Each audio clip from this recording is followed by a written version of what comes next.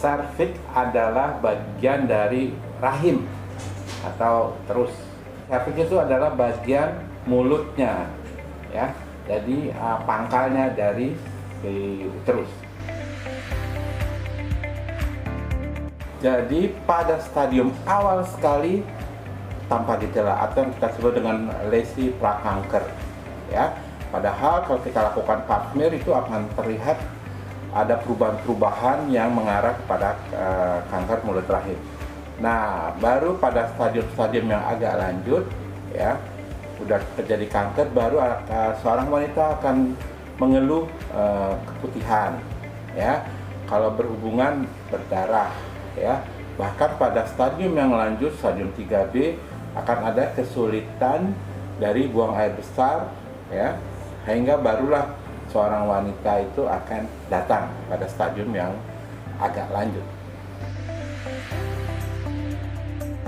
Syukur alhamdulillah, ya, saat ini sudah diketahui bahwa sebagian besar, hampir seluruhnya, ya, kanker serviks itu disebabkan oleh virus papiloma manusia, ya, human papilloma virus, ya. Nah, virus inilah yang dalam waktu bertahun-tahun dari sejak invasi itu akan merubah, ya, sel-sel mulut rahim atau serviks menjadi ke arah kanker, ya. Virus ini ada dua macam, ada yang jinak, ada yang ganas. Kalau yang jinak itu menyebabkan yang kita kenal dengan kondiloma, ya, kondiloma yang kita sehari-hari kenal dengan jenggir ayam, ya. Tetapi virus yang menyebabkan papiloma yang menyebabkan kanker pada wanita itu tipe yang ganas, ya, yang akan merubah sel-sel yang tadinya mengarah ke normal menjadi ke arah keganasan. Makin awal perubahan itu diketahui, bahkan sebelum berubah menjadi ganas, semakin baik, ya, makin mudah terapinya. Bahkan yang kita kenal dengan lesi prakanker, kita bisa memberikan obat-obat antibiotik ataupun operasi yang sangat sederhana, ya, seperti konisasi atau ablasi segala macam. Tapi kalau pada sudah terjadi kanker, maka terapinya akan jauh berubah menjadi lebih besar, ya, yang kita sebut dengan histerektomi radikal atau angkat rahim disertai pengangkatan kelenjar limfe karena memang penyebarannya melalui kelenjar getah bening atau lim. Oleh karena itu operasinya menjadi sangat besar, ya, dan prognosisnya tentu kalau sudah berubah menjadi kanker menjadi tidak baik. Kadang-kadang kalau sudah pada stadium lanjut kita tidak melakukan operasi radikal lagi, tetapi kita cukup mengangkat sebagian tumor dengan terapi tambahan, bisa radiasi, bisa kemoterapi, tergantung dari jenis kankernya. Dan tentu saja kalau sudah dalam stadium lanjut, walaupun kita berikan terapi, tentu prognosisnya menjadi kurang baik. Tadi saya sudah mengatakan bahwa kita sudah mengetahui, ya, penyebab dari kanker, karena jarang-jarang kanker kita bisa ketahui. Oleh karena itu kita bisa lakukan pencegahan. Yang pertama, ya, setiap wanita, ya, yang sudah melakukan hubungan seksual, maka wajib hukumnya untuk melakukan pemeriksaan pap smear, ya, setiap tahun. Untuk apa? Untuk mendeteksi adanya lesi prakanker. Apa itu lesi prakanker? Adalah perubahan sel, ya, mulut rahim atau serviks mengarah ke arah keganasan, tapi belum keganasan. Nah, kalau kita sudah mendeteksi sejak awal itu, maka pengobatannya akan menjadi lebih mudah. Bahkan pencegahan yang baik sekali adalah, ya, dengan memberikan vaksinasi kepada setiap wanita, ya. Sebaiknya sejak masa kanak-kanak. Kenapa sejak masa kanak-kanak? Karena dia belum melakukan hubungan seks. Mulai umur berapa? Umur 10 tahun. Lalu bagaimana yang sudah melakukan hubungan seks?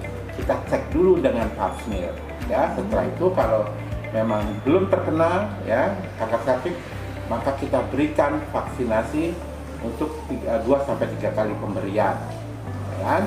Nah, apalagi pencegahan yang berikutnya adalah karena virus ini ditularkan melalui hubungan seksual, maka setiap pasangan suami istri yang akan melakukan hubungan seksual, maka suaminya, pasangannya itu sangat dianjurkan untuk mencuci kemaluannya dengan sabun, ya, paling bagus dengan sabun, ya, nggak perlu dengan alkohol atau betadine, ya, atau apalagi dengan air panas, ya, nah nggak nyaman kan, nah, atau paling tidak dengan air, ya, air yang bersih. Untuk apa? Untuk mengurangi, ya, terjadinya penularan akibat hubungan seksual. Ya, jadi sekali lagi dengan melakukan kebersihan, ya, sebelum melakukan hubungan seks. Lalu seorang wanita juga wajib untuk menjaga, ya, organ reproduksinya dengan mencuci dengan baik, dan jangan lupa pakailah celana dalam yang sesuai dengan iklim kita yang tropis, yaitu yang terbuat dari bahan yang menyerap keringat, ya, bukan bahan yang tidak menyerap keringat, ya, harus diganti jika dia sudah basah. Saya pikir itu cukup, ya, untuk mencegah kanker mulut rahim. Jika pada seorang anak-anak, ya, cukup diberikan 2 kali dalam rentang waktu tertentu, ya. Nah, kalau pada orang dewasa, ya, yang sudah melakukan hubungan atau yang belum juga, kalau sudah dewasa, maka pemberiannya menjadi 3 kali dalam rentang waktu 6 bulan, ya. Ada yang jaraknya diulang 2 bulan, kemudian 6 bulan, tapi ada juga yang 1 bulan, 2 bulan, dan 6 bulan. Tapi semuanya 3 kali pemberian kalau pada dewasa dalam rentang waktu disarankan 6 bulan. Ya.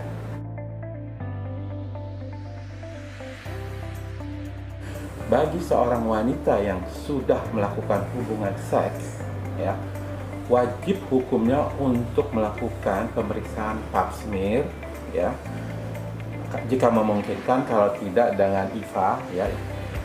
Untuk apa? Untuk mendeteksi adanya perubahan sel mengarah ke keganasan, ya, itu sehingga bisa ditemukan kanker, resi prakanker, ya, sehingga pengobatannya menjadi lebih baik dan lebih mudah, ya, dan akan sangat dianjurkan juga seorang wanita, ya, untuk diberikan vaksinasi kanker mulut rahim, karena ini bukan untuk mengobati, tapi dia akan melindungi seorang wanita dari infeksi virus HPV atau Human Papilloma Virus yang menyebabkan kanker mulut rahim, sehingga ini merupakan pencegahan yang paling baik untuk seorang wanita, baik sebelum menikah pada masa anak-anak umur 10 tahun sampai seorang wanita berumur 50 tahun, sehingga